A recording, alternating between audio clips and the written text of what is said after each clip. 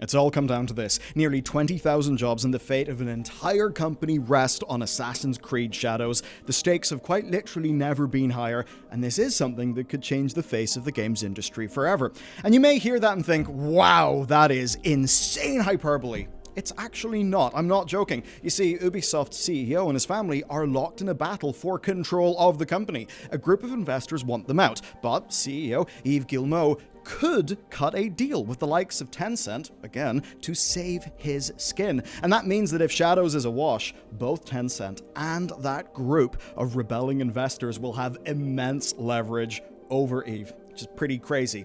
But at least for now, he can breathe a sigh of release, but he's not free yet, and Ubisoft very literally might still split in two. Now, one thing it's fair to say about the Assassins is they kind of nailed their ADC, and the brand that I love and use every day, Ridge, is sponsoring today's video. Actually, right now, it's their once-a-year anniversary sale. It's up to 40% off, so if you've been on the fence, well, get off it and click my link below.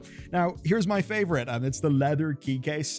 I could not resist swapping over from my past key case, because, man, the leather's so good. It's very thick, it's absolutely gorgeous, it's built like a truck, and of course, it's the Ridge key case, so it's slim, it's light, it's durable, it holds up to 6 keys, and it keeps them under the perfect amount of tension, which means no key jangle. I hate key jangle. And also, right, I've got my keys all, in an order and an orientation that means that whenever I come upon a door, I always select the right key. And that is a really small thing, but you know what? It adds up. It's just nice every day. Now, of course, you probably do know Ridge from the Ridge wallets, right? And the Ridge wallets are simply awesome. Of course, tech-wise, they're also good for MagSafe and AirTags, if that's your thing. And man, on colors and finishes, they, Basecamp Orange is basically one of my favorite colors. I'm very weak to these. And also, this is the Minimal Ridge Light, which, super minimal for your cards. Absolutely awesome. Now, up to 40% off, 99-day money-back guarantee, and a lifetime warranty. So it really is quite the no-brainer to upgrade your EDC today with my link.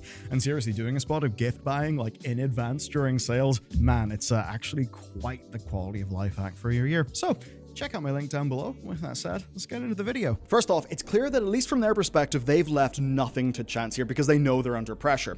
Over the last few months, right, they are back on Steam. They removed advanced access as a pre-order bonus, which, by the way, is pretty amazing, because fuck that. They've also delayed Shadows twice, once for polish, another likely to dodge Monster Hunter. And Ubisoft also knows that any drama will go viral, so they actually responded to the Japanese politicians who conflated Shadows with real-life vandalism. Basically, Ubisoft have immediately patched shrine locations to remove asset physics, which basically just means viral clips will no longer be a thing. And you can see how for Ubi, this is no chances being taken. I mean, hell, review copies even went out 3 times earlier than with Outlaws. They gave everyone basically streamer copies. It's kind of crazy. And even in marketing terms, they've went pretty hard. Like, there's even a whole commercial spoof from Ubisoft Brazil. So that's a lot of trying. And internally, some insiders leaking out to the press have said that staff pushed very hard for all of this. Here's a quote. The teams have worked like never before to finish it. They really needed the extra month. There are senior employees who worked every day to complete it. It was pretty crazy. And those same insiders have also suggested that at least in Ubisoft Quebec, there is fairly high enthusiasm for this game. Basically, all they have to do to succeed in their own terms would be to sell like Odyssey. So let's see how they've actually done and check in with the early numbers. By the numbers, they've beaten Assassin's Creed Odyssey. So by Sunday, Ubisoft were reporting that Shadows had 2 million players, and according to data from both Video Games Chronicle and Ubisoft data that's been seen by Insider Gaming, Shadows is now the second biggest launch that the franchise has ever had. Now, you may know Insider Gaming from their absolute torrent of accurate and sometimes very uncomfortable for Ubisoft leaks, especially in the game X-Defiant. So honestly, I would take what they say they've seen as being fairly credible. Now, breaking those numbers down, we also see a bit of a trend, and it's a sort of neat one. So, number one, this was Ubisoft's largest PlayStation launch, which is hardly a surprise, but VGC reported 27% of total activations being on PC, and according to them, the return to Steam on day one has played a, quote, significant role, which honestly does just kind of reinforce what we already knew. If you forego Gabe, you do so at your absolute peril. And unsurprisingly, Shadows had the highest launch concurrence of any Assassin's Creed in Steam, but I think that was always going to happen because, well, it's a simultaneous launch. In short, this has been a good day for Ubisoft, but it was not actually the top Assassin's Creed launch. That still is Valhalla, but there's a fairly obvious reason why. Valhalla launched peak pandemic November 2020. So yeah, it was basically bound to do really well at the start. But there's an even more crazy stat, and that stat is that Shadows has been able to achieve these player numbers without launching on Stadia. Isn't that crazy? Anyway, to the reviews, critics and audiences are shockingly aligned here. OpenCritics rating is 82, 82% also recommend, and that is actually important because the recommendation is a simple yes/no, meaning it is just like a Steam review. The Steam reviews are 81%. That's a hell of a lot of alignment, and there's not even a large discrepancy in the regional reviews. So even the normally far more harsh Chinese user scores are trending to 75%. There are Japanese reviews, but it's a really tiny sample size. Japan PC for big games like this isn't really as much of a thing, but still, those are at 73. That is a touch more negative than the other ones, but it still is fairly positive. And I would say overall, it kind of helps that performance-wise, this game was mostly free of bugs and crashes, even in PC, which is probably the most shocking part of this story. Anyway, the big question is it enough to satisfy the Ubisoft investors? We obviously don't have financials yet, but this is a game that's trending in Valhalla's direction, and Valhalla is a game that passed $1 billion in revenue after 2 years on sale, which is why Ubisoft has got cosmetic and resource catch-up microtransactions in this, a single-player game. Because the entire point is that in 2026, whenever Shadows is 75% off and there's some DLC to get people hyped for, well, there will be a pile of microtransaction revenue for Ubisoft to reap. That will make investors a bit happier.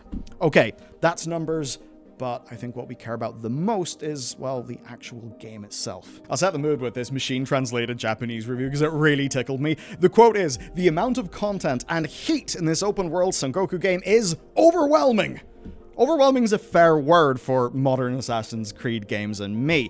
Now, this was a positive review, but it does strike to a core point here, that these games can be a bit strange, a bit unwieldy, and what strikes me the most is how much of a chameleon Shadows tries to be, which honestly, I find kind of unsettling from a design perspective, but here's the broad top-level take, right? The critical consensus on Shadows is this. If you like the RPG Assassin's Creed games, this is the best version of those games, with the most polished combat, better loot, better skills, and a fantastically well-realized open world. But it's also trying to woo in people who are like me, who like the older Assassin's Creed games. And that means there's a complete overhaul to stealth. That basically means there's light-based detection, a little bit of Sam Fisher, grappling hooks, prone movement, body hiding, loads of shinobi flare stuff, which brings me to the split, because it's done in a way that most games do not even try to attempt, because it honestly seems like an awful idea. So you've got Yasuke for RPG combat fans, and Naue for like stealth, assassinations, parkour. Basically, the Assassin's Creed stuff. What's weird here is Ubisoft's whole problem. Odyssey and Valhalla changed what Assassin's Creed actually is. It was less about assassinating and more about just kicking the shit out of people with kind of RPG-inspired action game stuff. And in a sense, it does seem like an awful idea. I mean, if Naue can do all the parkour, can do all the stealth, and deliver the true old-style Assassin's Creed fantasy, why would anyone play as Yasuke? Especially when he's not even available for a few hours after the opening. It's kind of weird, and how trying to get both different types of combat and world design right with the same enemies in the same world is basically setting yourself up for failure, and at the very least is an order of magnitude more work. But of course, the reality is that Ubisoft has literal trillions of developers. Not an order of magnitude more than, say, Sucker Punch, but a hell of a lot more. And that means that they have quite literally tried to make a game for everyone. Absurdly so, which means this is not like a Hidetaka Miyazaki, Michelin-starred tasting menu. Oh no, this is the Chipotle game, right? You just take the bits that you want. So if you want a game that tests your stealthiness while also letting you assassinate with a single hit, the way an assassinating should work, you can change the options to allow for that. If you don't like all of that pesky RPG dialogue, you can just turn on canon mode, which removes all the choices. And in a way, I can't believe that's a thing, yet it is. I mean, they've even made a fundamental change to the open world, and that is this. So if you hate the assault of Ubisoft map markers, I know I certainly do. That's actually turned off by default, and now guided exploration is an opt-in, which I do see as a good thing. And there's one mode I really won't roll my eyes at, and that's immersive mode, because it basically puts the whole game in Japanese and Portuguese. Now, if you didn't know, by the way, the Portuguese were up to their usual papist shenanigans at the time in the 1600s in Japan. So honestly, fair play for putting the absurd amount of money into actually making that. So this means that for me, I can play this as Naue with immersive mode on, lots of stealth, and, you know, more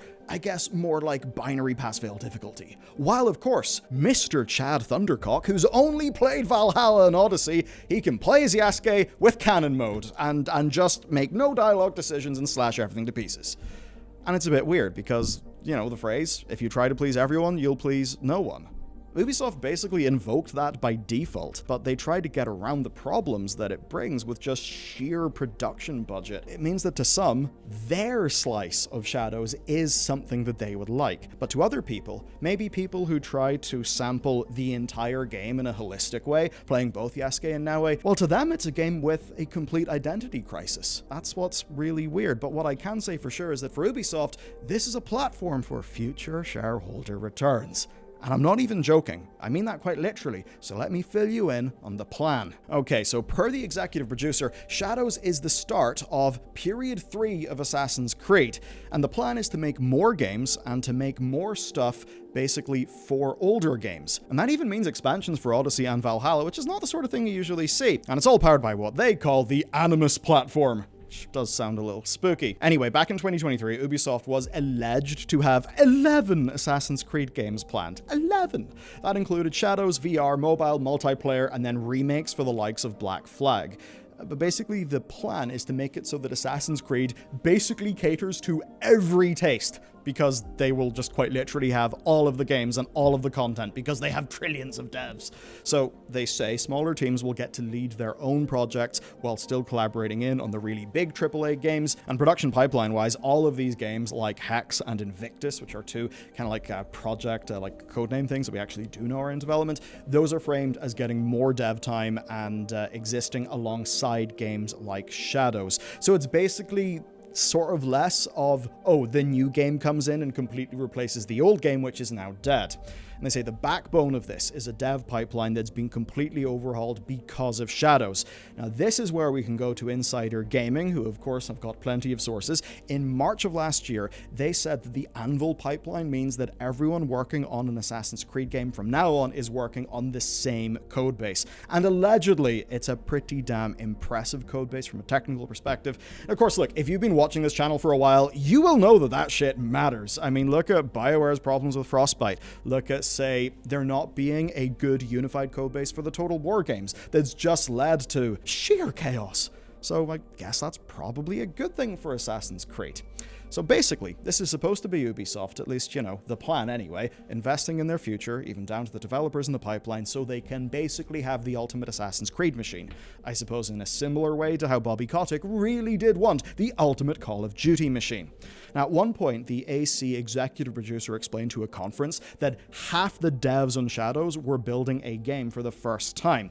Which, you know, in some ways is a little spooky, but I mean, if you look at the critical reviews, it doesn't seem like that's completely failed. And it totally does reflect the Bobby Kotification of Assassin's Creed.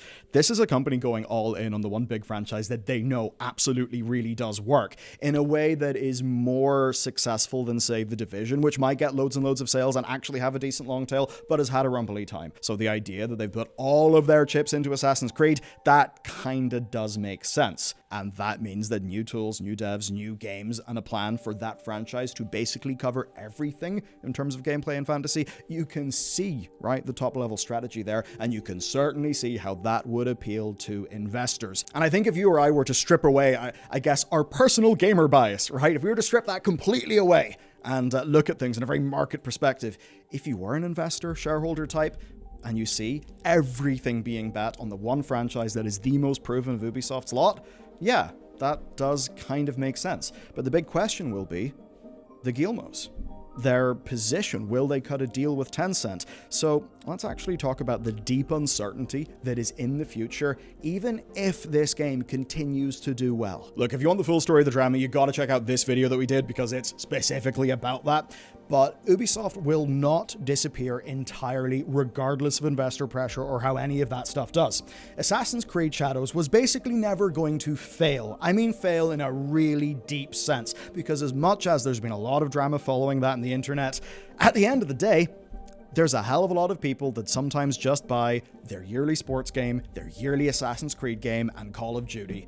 And internet stuff, while it does matter, is typically not big enough to change what that crowd very obviously does. If it was enough to change that, maybe we wouldn't have Call of Duty games that have turned into such a nightmare hellscape as the ones that we've got today. Now, as for the core conflict of this story, yes, Ubisoft very well may split. The rub essentially was that, yes, this group led by AJ Investors wants to boot out the Guillemets, change a whole bunch of things. But it seems that basically Team Ubisoft's plan here is potentially to make a second company, which would be an IP holding company. That company would own Assassin's Creed, and it would then be licensed to the sort of traditional Ubisoft entity, which is the one that's got all the devs and that stuff. But I think, as we've just explained, the plans for Assassin's Creed as a franchise do all hinge on the scale of Ubisoft. All of those support teams who now get to lead their own projects now that they've got like a unified dev pipeline and all that jazz. All these fresh devs who I suppose have now actually just learned the Anvil pipeline, right, for development. That's a plan that will look good to long-term investors.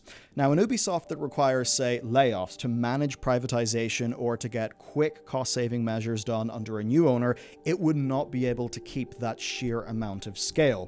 Basically, the sort of thing that AJ Investments do as an activist investor is they find an opportunity, they go into it, they try to lead changes, very short-term ones, to jack up the stock price, then they sell their stock, they exit their position, and they're done. It's one of the ways where private equity can truly gut and ruin businesses in the long term, whilst in the short term making people a shitload of money. However, in this case, it does appear to make the Guillemets' position actually stronger. And what that's going to mean is that even if they pursue a deal, as they have been said to be looking into, per, again, the AJ Investments letter, which was talking about a lawsuit being planned and a protest in Paris, if they're still pursuing that deal, say with Tencent, well, now the Guillemets have quite a bit more leverage. But the reason why they will have more leverage is because, to them, per the numbers, it looks like they're onto a fairly good plan. So if you're AJ Investments and you were there to do a quick buck, you're now in a little bit of a tricky position. The next development in this story will be their planned protest, right? And then if they do launch a lawsuit against Ubisoft.